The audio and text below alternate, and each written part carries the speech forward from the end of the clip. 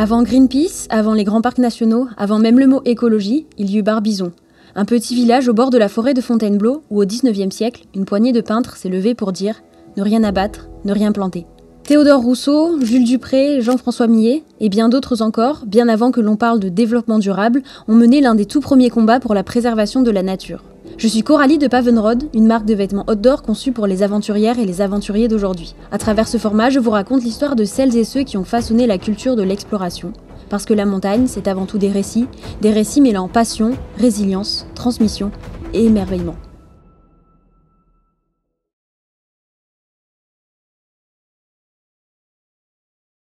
Tout commence avec Théodore Rousseau, romantique endurci selon Zola, amoureux inconditionnel des vieux arbres tordus par le vent.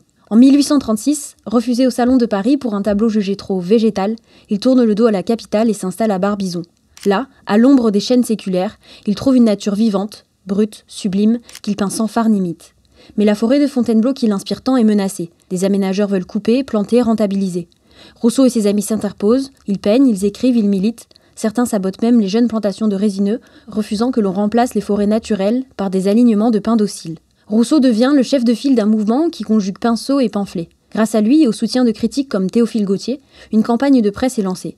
Le succès arrive. Leurs tableaux séduisent le public, les amateurs d'art affluent. Et en 1861, c'est la consécration. Un décret impérial crée les séries artistiques, plus de 1000 hectares de forêts protégées hors exploitation, pour l'unique raison de leur beauté. C'est une première mondiale, une victoire obtenue non pas par des scientifiques ou des juristes, mais par des peintres, parce qu'ils avaient vu, compris, ressenti que la nature avait une âme, parce qu'ils avaient su montrer à travers leurs œuvres ce que l'on risquait de perdre. Aujourd'hui encore, ces artistes sont parfois considérés comme de simples bucoliques. On oublie qu'ils ont lancé l'un des premiers mouvements écologistes, on oublie qu'ils ont sauvé les ultimes vestiges de la forêt originelle d'Île-de-France. On oublie surtout leur message, la nature n'est pas un décor, mais une œuvre en soi. Pourtant, la suite est plus sombre. Ce que Rousseau et ses pairs avaient obtenu au nom de l'art, les associations de défense de l'environnement ne parviennent pas à l'obtenir plus tard au nom de la science. En 1953, des parcelles sont déclassées, exploitées, certaines zones mythiques deviennent des réserves biologiques, mais cela ne suffit pas. L'autoroute A6, la nationale 7, traverse désormais la forêt. En 1967, le label série artistique est purement supprimé, et en 1970, de nouveaux plans prévoient coupe rase et replantation de résineux. C'est alors qu'une nouvelle génération entre en résistance, sabotage des machines de l'ONF, décapitation de jeunes pins. Un comité pour l'avenir de la forêt de Fontainebleau est créé, le plan est suspendu.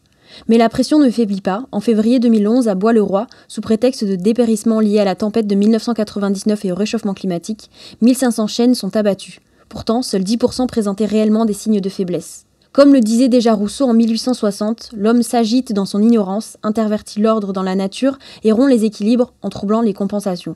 Une parole prémonitoire qui résonne encore aujourd'hui au cœur même de la forêt blessée.